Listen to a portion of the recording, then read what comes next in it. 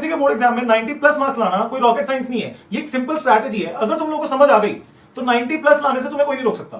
तुम्हें ये स्ट्रैटेजी को समझने के लिए 3 ये पॉइंट्स को समझना पड़ेगा ढंग से। Point number 1 is understand your exam pattern. Sir सबसे पहले ये तो समझ लो कि पढ़ना क्या है, कि तुम्हारे एग्जाम में पूछा क्या जाता है और तुम्हारा सिलेबस क्या है। सबसे पहले इसको ढंग से समझो। उसने बोला तुम्हारे पास 3 बुक्स हैं। Number 1 book is your partnership accounts जिसमें 6 चैप्टर्स हैं। Second is your company account जिसमें 2 चैप्टर्स हैं। And third book is your financial statements जिसमें 4 चैप्टर्स हैं। ठीक है, ये बुक तुम्हारे पेपर में अप्रॉक्सीमेट 35 मार्क्स की आती है, ये बुक तुम्हारे 25 मार्क्स की आती है, and this is your 20। 2-4 marks ऊपर नीचे हो सकते हैं। अब मेरी बात को ध्यान से समझो, तुम्हें 3 बुक्स हैं। ठीक है, पार्टनरशिप अकाउंट्स में ये 4 चैप्टर सबसे ज्यादा इंपॉर्टेंट है। कौन कौन से, मतलब इनकी हाई वेटेज है। पढ़ने तो तुम्हें सारे पढ़ेंगे, बट जब भी तुम्हारी क्लास में तुम्हारी ट्यूशन में ये वाले चैप्टर शुरू होंगे ना, तो तुम्हें इसको बहुत ज्यादा ध्यान से पढ़ना है। मतलब इसका कॉन्सेप्ट, इसमें जो भी लर्निंग है, जो भी इसकी थ्योरी है और इसके जितने भी टेस्ट तुम लोग दोगे वो बहुत ज्यादा ध्यान से देने। पहला chapter fundamentals of partnership, second is your admission, third is your retirement and fourth is your dissolution. इसी रैंकिंग में तुम लोगों को ये जो चैप्टर्स हैं उनकी इंपॉर्टेंस के अकॉर्डिंग पढ़ना है। तुम लोग सेकंड बुक करोगे तो उसमें सबसे इंपॉर्टेंट चैप्टर है शेयर कैपिटल। दोबारा बोलो, करने सारे पढ़ेंगे। जब ये वाले चैप्टर्स तुम्हारे शुरू होंगे ना, इन पे you have to be highly focused and consistent while you are studying at your tuition class और एट योर होम। ठीक है, थर्ड इज योर, इस बुक में सबसे इंपॉर्टेंट जो चैप्टर्स हैं sir that is your ratios and your cash flow statement. Number 1 and number 2।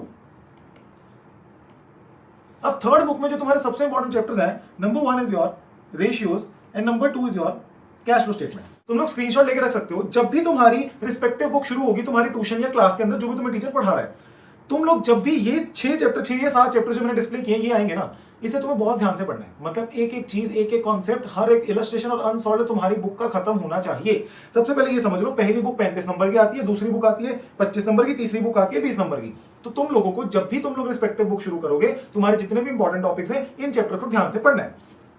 Second, अब ये समझो पढ़ना क्या है, ये तो समझ आ गया।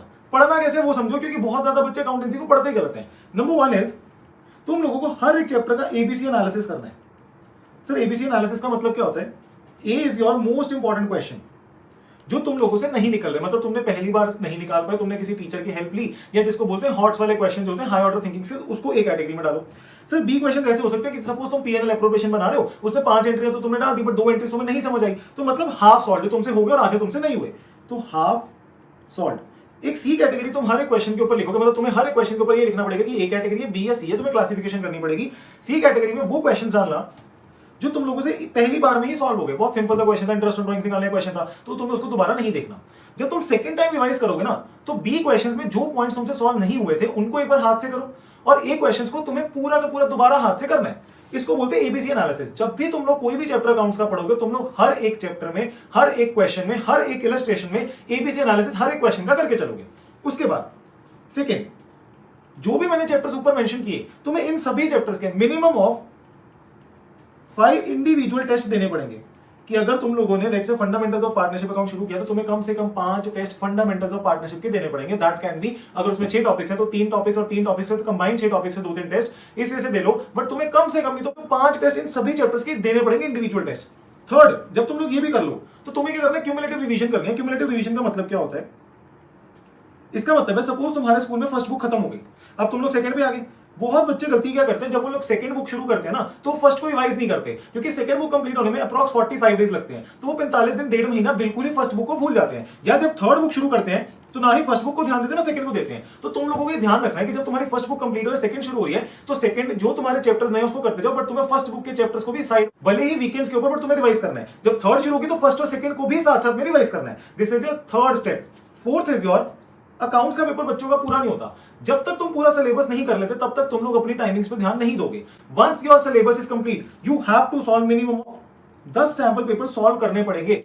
जब तुम लोग 10 सैंपल पेपर सॉल्व करोगे, तो वो सैंपल पेपर्स उसी फॉर्मेट में होंगे जिस फॉर्मेट में तुम्हारा बोर्ड का एग्जाम आना है, तब तुम लोग अपनी टाइमिंग परफेक्ट करने की ओर जाओगे। स्टेप नंबर 1 क्या है? एबीसी एनालिसिस हर एक क्वेश्चन का करेंगे ताकि सेकंड टाइम रिवीजन इजी हो। सेकंड इज, हर ये जो चैप्टर लिखा है मैंने, इसके मिनिमम ऑफ 5 इंडिविजुअल टेस्ट तो बनते ही हैं, तुम्हें 5 इंडिविजुअल टेस्ट तो देने पड़ेंगे।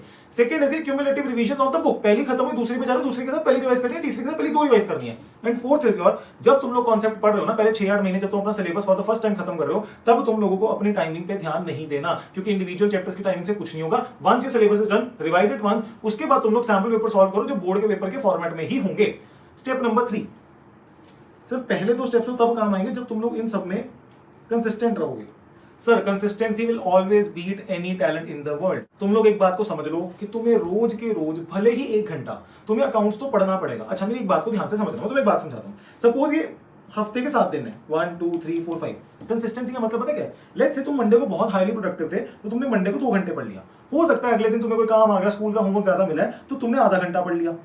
फिर उसके अगले दिन तुम्हें लगा ज्यादा काम हो गया, तुमने 3 घंटे पढ़ लिया। कहने का मतलब क्या है कि हो सकता है कि तुम्हारी डेली प्रोडक्टिविटी कुछ भी ना हो, डेली प्रोडक्टिविटी तुम्हारी कंसिस्टेंट ना हो, रोज के रोज 2 घंटे अकाउंट्स नहीं पढ़ पा रहे, बट तुम्हें रोज के रोज अकाउंट्स पढ़ना है। भले किसी दिन 2 घंटे पढ़ लो, किसी दिन 30 मिनट्स पढ़ लो, किसी दिन 2.5 आवर्स पढ़ लो, डिपेंडिंग अपॉन कि तुम्हारा उस पर्टिकुलर टाइम पे अकाउंटेंसी की टाइमिंग रिक्वायरमेंट क्या है। किसी दिन बहुत ज्यादा होगी तो किसी दिन बहुत ज्यादा कम होगी। तो you have to be consistent. तुम्हें हर रोज अकाउंट्स पढ़ना है, भले किसी दिन 2 घंटे पढ़ो, किसी दिन 2.5 पढ़ो, किसी दिन आधा घंटा पढ़ो।